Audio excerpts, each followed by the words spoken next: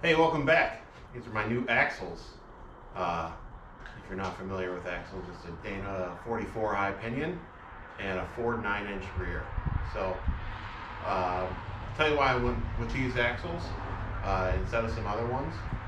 So currently I've got a 2000 TJ with stock axles, and it's running the Dana44 in the back and a Dana 30 up front, both with 488s and Aussie lockers. And I'm running 35s. So I've got a bunch of buddies that are running 37s and 40s, and they're on JKs and stretched out CJs and that kind of crowd. So I'm looking to step up to probably some 37s, maybe a 38.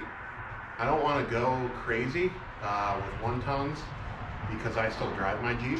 I drove it all the way to Moab last year, wheeled for 4 days, stopped back through Colorado, did some of the high mountain pass roads, and drove back. So I'm still doing 5,000 mile road trips with mine. So the idea of 1 tons and 40s probably doesn't work if you're thinking about doing keeping the stock powertrain, the 4-liter and the 5-speed manual NV 3550. So my plan is to build these up to be able to handle a like a 38, maybe like kind of a tweener tire. Still want decent road manners. That's kind of like where tire technology has gone in the last 5 years is insane. We're seeing tires that work good off-road that you can actually drive on the road. It used to be you had swampers and you had all-terrains and there was really nothing in between. But now you've got Maxxis Razor, you've got Patagonia MT, you've got some of the Nitto stuff. So pretty excited about that. I think that's all part of the whole JK thing. People can fit big tires with little lifts, and they want to drive their rigs. So having a TJ, I want to keep pace. So I picked up these axles. They're out of a late 70s F-150. The front is a non-cast wedge, which means it had radius arm from the factory. This one had radius arm, but it had welded on, not cast into the axle tube mounts. So it was able to be grinded off and replaced with bracket kit, no problem. Rear 9-inch, same way. Right now, how I'm planning to build them out would be 35 spline in the rear, ARB, chromoly shafts, rough stuffs, just brake kit. I think I need 35 just because 35 spline axle, just because I don't want to mess around with ever breaking them. Build them right and not have to worry about it. Disc brakes for the bigger tires, obviously. And ARB, because I drive it so much on the street. Right now I've got Aussie lockers and they work great off-road, but they're pretty annoying on road, especially with a manual transmission and a short wheelbase. So looking to go selectable in the rear.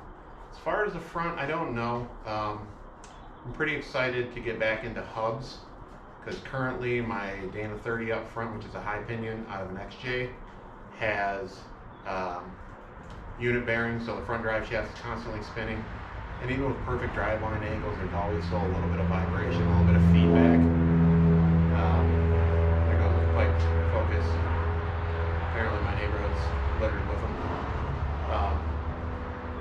But yeah, I am looking to also, these axles are 5 inches wider.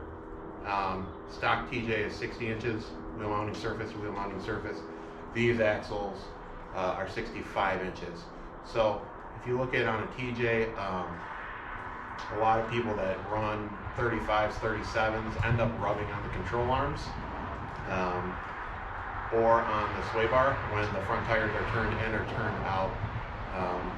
And I run into that same issue. So you can get different, extra back spacing, but then you end up with a really weird scrub radius, and you're eating up your unit bearings pretty fast. So I want to go with a wider axle, still keep the tire somewhat tucked in, but still have full turning without any rubbing on the inside.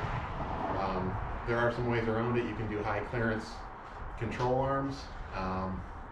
I've got a set of control arms I already like. You can do a Curry anti-rock sway bar. I have got a buddy that has one, and I'm not super big into it, and it allows for a lot of body roll on the street on his JK. My stock one, I mean, I can throw my TJ into corners, and it feels like it felt stock, and that's what I want to keep because I still drive mine. So, how long it's going to take me to build these up, man? I'm hoping this year. So, what kind of axles should I be running? What should I be doing? Anything different? I'd like to basically get a TJ bracket kit, make it work with all factory stuff, step up to some higher strength steering, crossover steering, but other than that, build them up, probably 488s, maybe 513s, so that I still can have overdrive and maybe run a 38. Oh yeah, RCVs up front, for sure. At least chromoly, but hopefully RCVs if the budget allows. So anyways, that's my thoughts on this full width Dana44 9-inch combo. As always, if you like the video, share it or subscribe if you want. Take care.